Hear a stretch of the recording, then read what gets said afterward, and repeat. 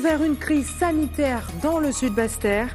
L'association syndicale d'irrigation des propriétaires menace de réduire fortement la quantité d'eau servie à la CASBT. En cause, une dette d'un peu plus de 100 000 €. Notre dossier en ouverture de ce journal.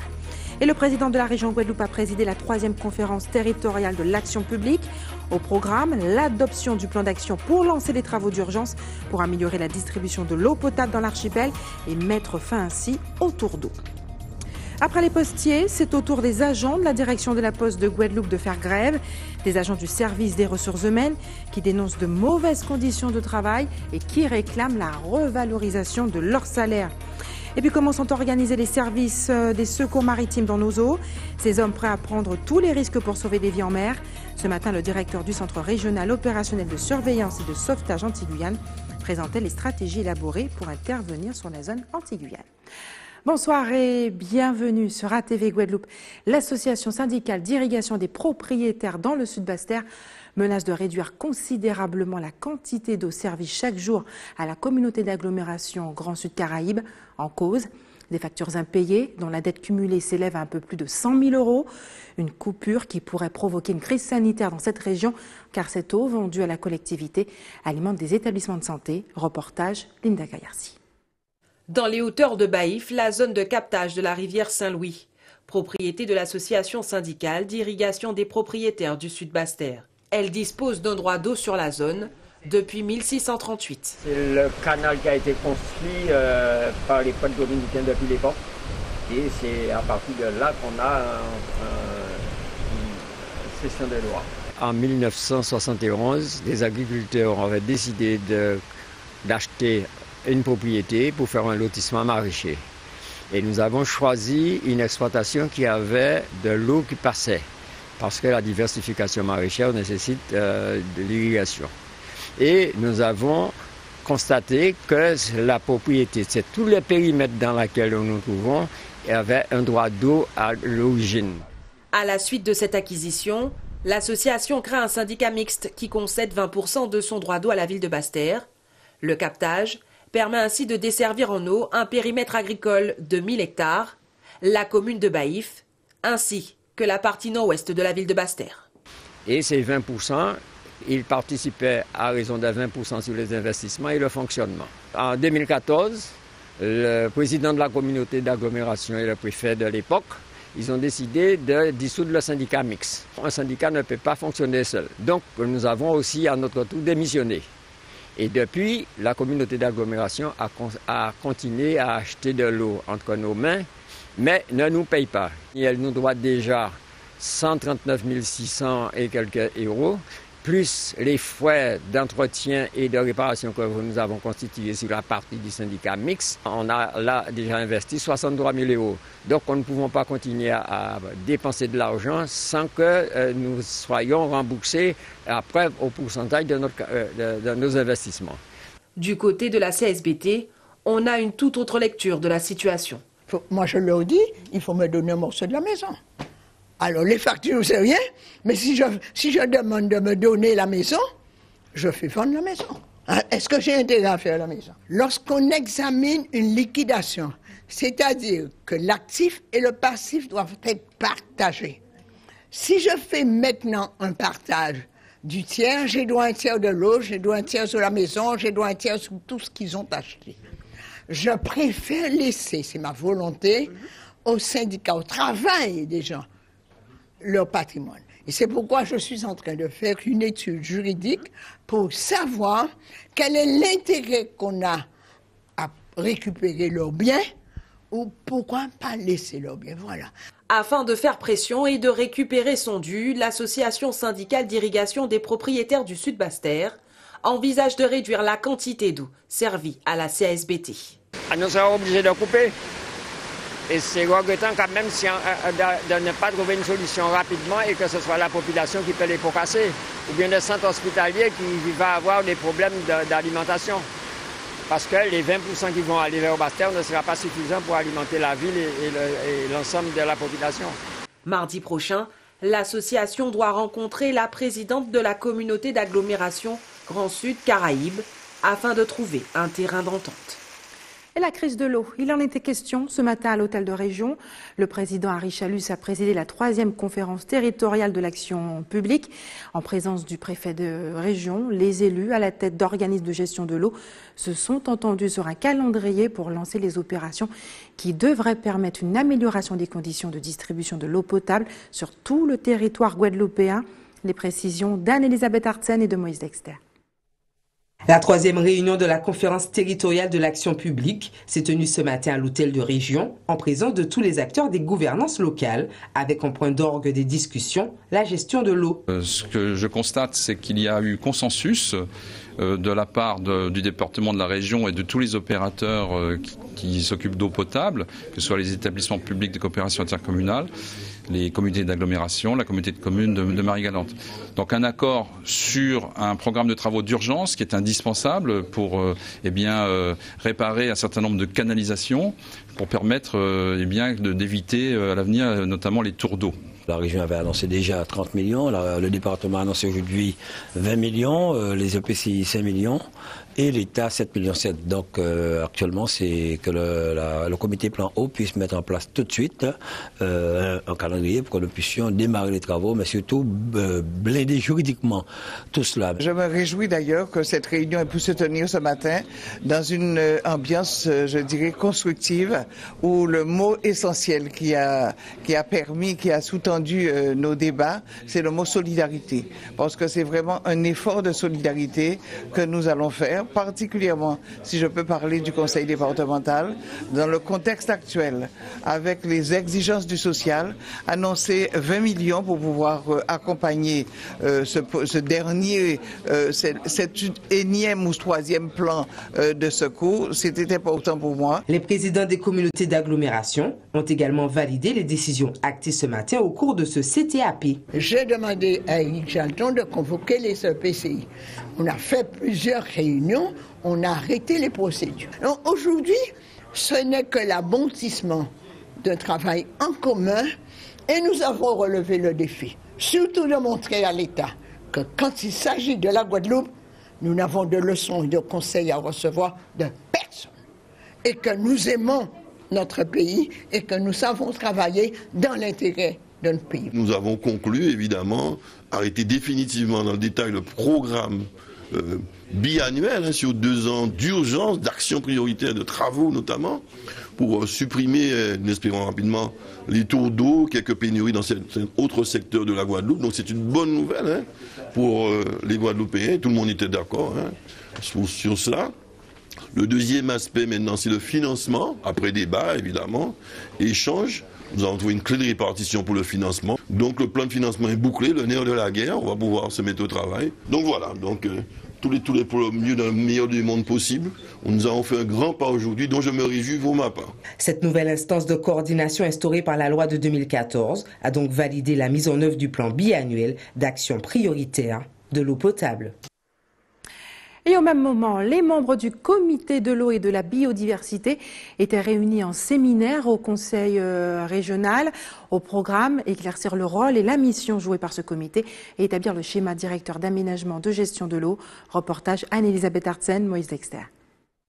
Un comité de l'eau et de la biodiversité, à quoi ça sert? C'est en ce sens que ses membres se sont réunis ce matin en séminaire pour présenter le rôle de leur comité et en dégager ses grands enjeux. Ce matin, en fait, nous avons voulu commencer par une série de séminaires pour bien montrer quelles sont les missions du comité de l'eau et de la biodiversité. Nous avons surtout parlé de la qualité des masses d'eau qui nous entourent aujourd'hui, masses d'eau en provenance des rivières, masses d'eau côtières, masses d'eau souterraines, et le constat en fait global est que ces masses d'eau ne sont pas en bon état écologique. Nous avons estimé que nous sommes un partenaire quand même incontournable puisque nous sommes des utilisateurs donc de produits phytosanitaires particulièrement, et nous sommes dans la chaîne de la biodiversité puisque l'eau c'est un facteur important dans cette chaîne, et bien sûr il faut faire attention à l'eau puisque l'eau véhicule tout, notamment des molécules, et à ce moment-là, si on veut avoir une biodiversité qui n'est pas cassée par des actions qui inhiberaient le bon fonctionnement de la biodiversité, donc je crois qu'à ce titre-là, la Chambre d'agriculture a un rôle à jouer. Cette séance de travail vise également à mettre en place un schéma directeur d'aménagement, de gestion de l'eau et de prévention des inondations. La GEMAPI, qui est une compétence qui est donnée en fait aux collectivités intercommunales depuis le 1er janvier 2018. Donc ils doivent mettre en œuvre cette compétence et tout simplement c'est à la fois la gestion des milieux aquatiques et les risques sur les inondations. Autant de dossiers sur lesquels le comité de l'eau et de la biodiversité va devoir donner son avis, accompagner les communautés d'agglomération qui pour la plupart ont ces compétences-là. Après un travail en séance plénière, le comité de l'eau et de la biodiversité a mis en place des sous-commissions qui seront en charge des dossiers d'assainissement et du schéma directeur d'aménagement afin de mettre en place l'accompagnement adapté aux communautés d'agglomération. Et au cours de ce séminaire, le président Henri Chalus a également abordé la question de la gestion des déchets. Il souhaite lancer au plus vite les procédures de marché public pour la construction de plusieurs déchetteries en Guadeloupe. On écoute ces précisions présentées à Anne-Elisabeth Arsène et à Moïse Dexter. Vous savez que nous avons, le département et la région étaient cautions d'un projet que le CIVAD portait.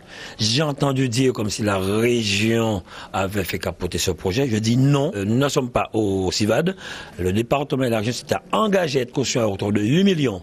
Aujourd'hui, nous avons demandé dernièrement au président de PCI de garantir qu'ils vont payer, rembourser le prêt qui sera fait par le CIVAD, car ces communautés siègent au CIVAD. Certains ont refusé. Et ont proposé d'autres options, notamment la construction de petites usines dans leur agglomération. Nous sommes prêts à les accompagner. Il y a 2 projets, je crois, qui sont en cours, un avec Cap Excellence, un avec sur Petit-Bourg.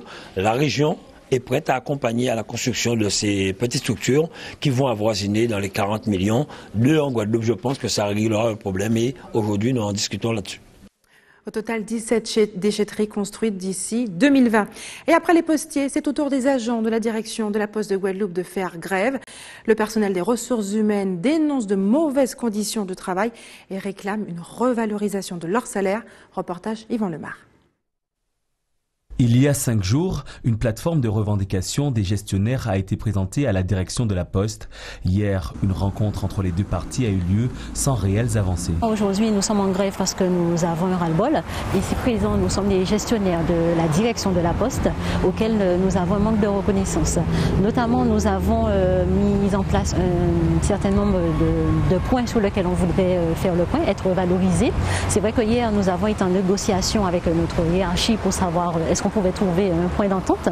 Et donc je ne vais pas dire que les différents points ont été élaborés, mais plutôt survolés, tout simplement parce que nous n'avons rien eu de concret. C'est-à-dire qu'on nous a fait pas mal de promesses, sauf que rien est établi sur une date butoir, il n'y a pas de calendrier, donc on est plutôt dans un lendemain incertain. Donc c'est la raison pour laquelle que nous avons pris la sage décision de se mobiliser de façon à avoir un résultat convenable à nos demandes. Parmi les revendications, l'augmentation des effectifs, l'amélioration des conditions de travail et une meilleure reconnaissance du personnel. Le point pour lequel nous sommes vraiment mobilisés aujourd'hui, c'est-à-dire qu'on voudrait la reconnaissance, notamment nous sommes sur... il nous a été proposé une prime d'adaptation au poste parce que notre activité change, du moins évolue, et nous voulons en fait que nous soyons reconnus bien mieux que ça. Donc nous voulons que la prime qui nous est attribuée soit revalorisée. Voilà. De plus, nous avons des applications de travail quotidien auxquelles nous demandons une formation renforcée dessus, de façon à ce que nous soyons à l'aise dans notre travail. À partir du moment que tous ces points dont je viens de citer sera bien élaboré, nous aurons un planning, savoir que tel jour nous ferons tant, tel mois nous ferons tant, nous aurons des réponses satisfaisantes. À ce moment-là, nous allons reprendre notre service. Mais autrement, tant que les choses ne sont pas bien planifiées, nous restons en grève sur une durée illimitée. Selon les syndicats, 95% du service sont mobilisés. Pour le moment, aucune nouvelle rencontre avec la direction n'est prévue. Et restez sur ATV Guadeloupe dans quelques minutes, nous le verrons. Le gouvernement souhaite écarter la possibilité d'indemniser les victimes au chlordécone selon Victorin Lurel. Et puis comment interviennent les équipes du CROSS pour sauver les vies en mer, nous le verrons tout à l'heure. Mais avant, retour sur l'intervention des 2 sénateurs socialistes de Guadeloupe en faveur des victimes au chlordécone.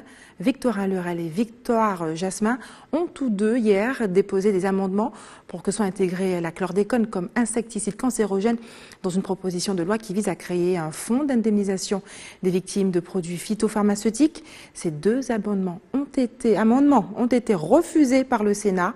Reportage Solène Boissé.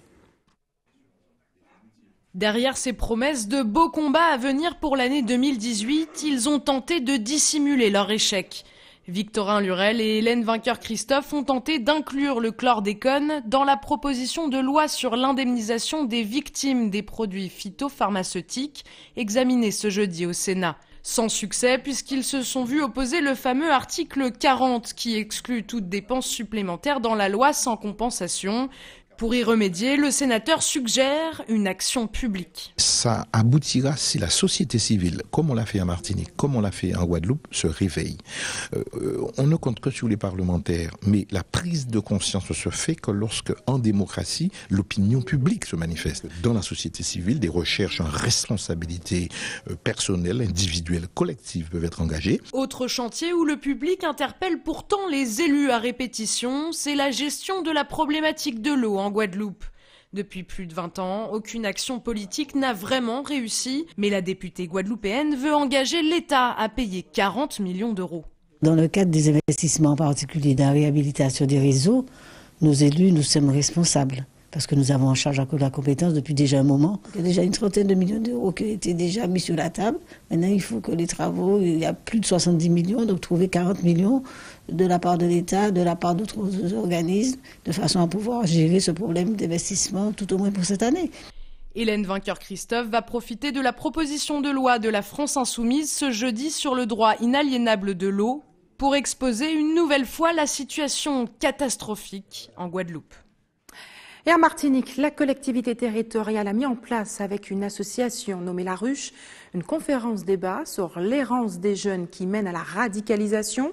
2 journées de réflexion autour du comportement d'auto-exclusion des moins de 25 ans. Reportage Loïc Régis. Difficile de se faire une place dans la société moderne quand on est sans domicile fixe ou sans emploi. Un contexte qui pousse certains à devenir marginaux. Conséquence de cette mise à l'écart subie ou volontaire, un développement de comportements radicaux, notamment chez les jeunes, avec en toile de fond une violence comme mode d'expression. Normalement, si tu veux, tu dois embarquer, tu dois prendre quelque chose de la personne, ou donner ça que tu voulais. Ça, c'est une bonne ou une mauvaise chose finalement? Une mauvaise chose qui est là, parce que tu vas embarquer. C'est pas obligé de faire des bêtises? Voler, pour t'appliquer que tu voulais. Oui, faire des bêtises. Des jeunes qui ont pris du recul par rapport à la société. En rupture avec l'ordre et l'autorité, ils font de leurs propres règles. C'est le phénomène du caïd, l'exemple de radicalisation le plus fréquent en Martinique selon les travailleurs sociaux. Ce qui nous inquiète aujourd'hui en Martinique, au niveau de la radicalisation, elle n'est pas forcément religieuse, mais plus dans des organisations, dans des groupes de bandes de jeunes qui vont s'organiser autour d'un idéal, mais un idéal de violence. De violence, mais aussi d'un idéal économique, mais d'économie facile. Il s'agit des trafics en tout genre, pas seulement de stupéfiants, mais aussi parfois d'armes, simplement parce que ces jeunes-là n'envisagent pas l'avenir autrement, parce qu'on est dans une situation économique et sociale où les jeunes aujourd'hui ont du mal à se projeter tout simplement. La violence devient alors un moyen d'exister. L'errance, c'est ne pas avoir de but. Pour certains simplement, mais pour certains, la radicalisation va donner une solution, va représenter quelque chose qui leur donnera un but, qui leur redonnera une force. Et c'est pour eux quelque chose de très important. Ils vont se sentir de nouveau vivants. C'est très paradoxal, parce que la radicalisation est quelque chose de très mortifère, mais pour autant, pour eux, ça va être une vraie solution. Des problématiques préoccupantes pour les partenaires sociaux. 2e et dernière journée de réflexion demain à la CTM. 43, c'est le nombre de personnes décédées ou disparues en mer l'an passé sur la zone anti-Guyane. Et pourtant, pour porter secours à ces vies humaines, d'importants moyens sont mis en place.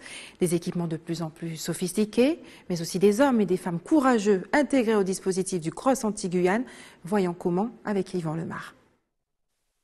En 2017, le nombre d'interventions du Cross Antilles-Guyane a augmenté de 15%, soit plus de 1400 opérations, des chiffres qui pourraient baisser avec le respect de certaines règles de sécurité. La prévention, elle est finalement assez simple et les plaisanciers, il faut vraiment qu'ils aient cette préoccupation avant de partir. C'est quoi? C'est je vérifie que mes brassières sont bien là. Pour les enfants, je les porte, on ne se pose pas de questions. S'il arrive un problème, il faut que l'enfant puisse flotter de manière autonome.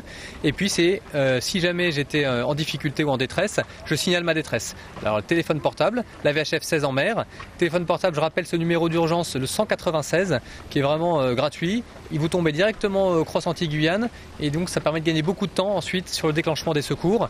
Et puis si jamais vous n'avez pas de téléphone portable et que vous n'avez pas de VHF, les moyens réglementaires, le feu à main, la fusée parachute. Donc faites vraiment le point de manière à ce que tous vos équipements soient au complet et disponibles. Et puis l'autre aspect, sur l'aspect prévention, c'est je regarde les conditions météo. Donc vraiment prévention sur la vigilance qui est apportée par la préfecture et puis par Météo France et que nous relayons. En 2018, la révision et la réfection des 10 stations déportées réparties sur la zone Antilles-Guyane est programmée. Autre objectif de l'année, renforcer la coopération et accentuer la prévention pour les plaisanciers et le grand public. La particularité du Cross Antilles-Guyane, c'est qu'il travaille au profit évidemment des îles françaises, mais de toutes les îles de la Caraïbe, entre Anguilla jusqu'à Sainte-Lucie. La Guyane est comprise et on a une zone très large puisqu'on travaille jusqu'au milieu de l'Atlantique. Donc on travaille non seulement avec nos partenaires français, mais aussi étrangers. Donc vraiment une exigence de collaboration et de partenariat. Donc en 2018, c'est vraiment le souci de continuer à être efficace et performant et surtout de pouvoir coordonner nos opérations et puis d'être encore plus efficace aussi également sur la capacité à détecter les alertes. On va compléter un peu nos équipements techniques de manière à pouvoir répondre mieux et être en capacité d'intervenir plus rapidement. Et puis un deuxième volet qui est sur la surveillance de la navigation qui est important puisqu'on est là plus sur un volet prévention, donc une réglementation qui se met en place depuis le début de l'année et qui permet du coup, qui demande aux navires qui croisent dans les eaux françaises de pouvoir signaler leur présence et notamment les croisiéristes, les paquebots, de manière à pouvoir avoir une attention plus particulière sur ces navires et d'être en prévention par rapport à des risques ou des menaces qui pourraient arriver. En 2017, plus de 2200 personnes ont été assistées par le Cross Antilles-Guyane. Créer son entreprise, un rêve qui peut paraître inaccessible. Pour booster les vocations, une journaliste et une spécialiste de la communication ont eu l'idée de mutualiser leurs expériences de l'entrepreneuriat féminin et de lancer un enregistrement mensuel nommé Objectif Boss Lady. L'une d'entre elles est avec nous ce soir pour en parler. Mylène Colmar, bonsoir. Bonsoir Barbara. Merci d'avoir accepté notre invitation. Nous sommes ravis de vous recevoir. Vous êtes journaliste, Mylène, mais aussi blogueuse. Vous avez eu l'idée avec une ancienne journaliste qui est devenue une spécialiste de la communication, Axel Collangean, de créer un podcast, c'est-à-dire un enregistrement audio pour encourager les femmes à créer leur propre entreprise et de leur donner les clés de la réussite. Qu'est-ce qui vous a donné l'envie de créer cet enregistrement? De quel constat êtes-vous partie? Nous avons constaté que beaucoup de femmes ont du mal à entreprendre, à faire l'action de créer une entreprise, une association ou à passer à l'action tout simplement lorsqu'elles ont un projet. On en rencontre tous les jours, on discute avec elles, j'en interview, Axel aussi. Et donc, ce qui fait qu'on a décidé de créer ce projet-là, c'est tout simplement parce qu'on avait envie de leur donner des clés d'information pour pouvoir justement passer à l'action. Ça, c'est très important. Donc, c'est évident que les femmes ont des difficultés à entreprendre face à des discriminations, face à des visions sociétales, des stéréotypes bien connus. Et elles ont besoin d'être motivées et d'avoir d'autres femmes qui leur disent c'est possible. Et c'est ça justement le concept, c'est d'inviter quelqu'un qui sait lancer, une femme emblématique, charismatique. Votre premier essai, c'est avec la blogueuse Mylène Paul, plus connue sous le nom de Milady, une blogueuse guadeloupéenne influente, qui vient d'ailleurs aussi de sortir un livre de développement personnel intitulé Je veux ma vie en mieux. Qu'apporte-t-elle par exemple? Eh bien, c'est une femme qui d'abord est sincère, qui a un parcours de vie très intéressant, très inspirant, parce qu'elle travaillait à aider, seconder, booster des entreprises à l'international dans le cadre d'une institution, et elle a décidé un jour de changer de vie et de se lancer dans l'entrepreneuriat. Donc c'est ce qui d'abord nous a interpellés dans son parcours, qui est quand même exceptionnel, quitter un poste fixe, intéressant, et se lancer une stabilité, financière. voilà, exactement, et se lancer dans l'entrepreneuriat. Donc, elle a vraiment une expérience et elle s'appuie sur ça, sur ce qu'elle a lu, sur ses échanges aussi avec ses clients, puisqu'elle a maintenant son cabinet de coaching, et pour livrer des messages importants, des informations et surtout de l'inspiration, de la motivation à des femmes. Et donc, pour nous, c'était l'invité indispensable pour ce premier épisode. Un exemple de réussite, en tout cas de reconversion réussie. Il s'agit d'un enregistrement quand même de 45 minutes. Oui. Quel est le contenu? Comment il s'articule? Alors, le contenu, d'abord, je tiens à dire que c'est un podcast sur le ton conversationnel. Donc, vraiment, on a des échanges dynamiques, comme si on était autour d'une tasse de thé, mais en tenant quand même des propos informatifs et inspirants. Et le contenu, c'est d'abord une présentation du podcast pour le premier épisode. D'abord, une présentation du podcast, du thème. Donc, le thème pour ce premier épisode, c'est se fixer des objectifs et les réaliser. Et puis ensuite, une partie news, parce que je tiens une veille d'actualité sur Internet, donc c'était indispensable que je parle d'information. Et ensuite, on discute avec l'invité sur le thème choisi. Donc, ça passe par des conseils, par elle raconter son parcours. Et aussi, évidemment, il y a le portrait en début pour bien constituer qui elle est, ce qu'elle a fait et pourquoi elle est là. Mylène Colmar, vous et Axel Collangean, vous aviez surtout cette volonté, c'est que cet outil soit gratuit, accessible, qu'on puisse l'écouter partout. Oui, c'est toujours notre dynamique depuis des années que nous bloguons, que nous fournissons du contenu d'information aux femmes, que nous les rencontrons, mais aussi aux hommes. Je tiens à le préciser, mais là, effectivement, c'est quand même Boss Lady. C'est Boss Lady, donc voilà. Nous aimons vraiment encourager les femmes, les informer, et effectivement, ça passe par un contenu gratuit pour nous, puisque l'information, elle a un prix, évidemment. Elle est vraiment... On recherche, on fait... C'est du travail, c'est un métier. C'est du travail, effectivement, mais leur fournir un contenu gratuit, pour nous, ça a aussi une valeur incroyable pour elles. Voilà. Alors là, il s'agit de la première expérience, du premier enregistrement pour les mois à venir. Qu'est-ce que vous avez planifié? Est-ce que vous avez déjà pensé, par exemple, au prochain invité? Oui, mais je ne vais pas dévoiler ça ce soir. Mais oui, en fait, on veut vraiment installer ce format podcast qui est très connu dans le monde, qui est en plein développement, mais qui, dans la Caraïbe, est encore en train d'être développé, justement. Et donc, on veut vraiment que cela plaise aux gens. On attend leur retour. Et effectivement, on réfléchit déjà à des thèmes. De toute manière, à chaque fois qu'on rencontre une femme, on a un thème. Donc, vraiment, je pense que... Voilà, on aura une inspiration pour le prochain. Vous aurez du contenu. En tout cas, merci Mylène Colmar d'avoir accepté de répondre à nos questions. Je rappelle que cet enregistrement s'appelle Objectif Boss Lady et qu'il est déjà disponible sur plusieurs plateformes que je ne citerai pas ce soir. Demain, vendredi 2 février, vous le savez, Mylène comme moi, marquera la journée mondiale des zones humides. À cette occasion, nous avons décidé de vous emmener en Guyane, sur les marais de Yiyy, une des richesses naturelles du territoire guyanais. La balade est signée Gaëlle Oassim. On regarde ensemble.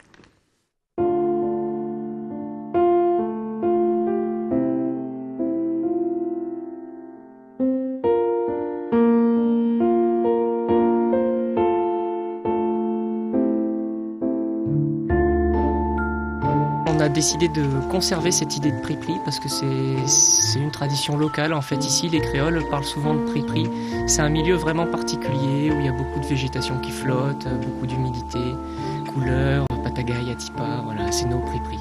Donc nous, on souhaite conserver cette identité à Sinnamary, prix-prix de Yiyy.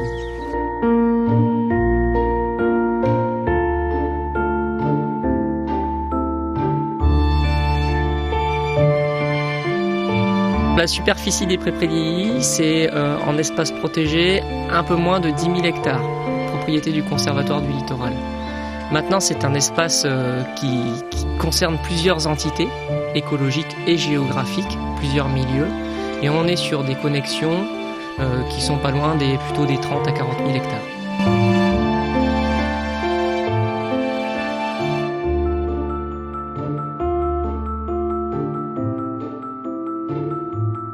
On trouve la loutre géante, on trouve plutôt des espèces de forêts, avec le hocco, le pac, beaucoup d'oiseaux, de singes. Ensuite, on arrive dans les zones marais. Donc là, on va retrouver, on est plutôt sur un milieu cordon littoral. Donc beaucoup de félins, encore la loutre, le tamanois, les canards, les oiseaux d'eau, grèbes, foulques, toutes ces petites choses, les hérons, les aigrettes. On s'approche du littoral et là on est dans un milieu saumâtre à Salé, donc on arrive dans les mangroves avec une biodiversité encore une fois exceptionnelle et même pas totalement inventoriée, qu'on ne connaît pas. Mais des poissons, des cabillailles, les singes hurleurs qui sont très souvent dans les mangroves, beaucoup de rapaces, les crabes, les crevettes. En fait, si on vient à Illy pour se balader et qu'on est un grand aventurier, on va découvrir tout le faciès de la Guyane quasiment.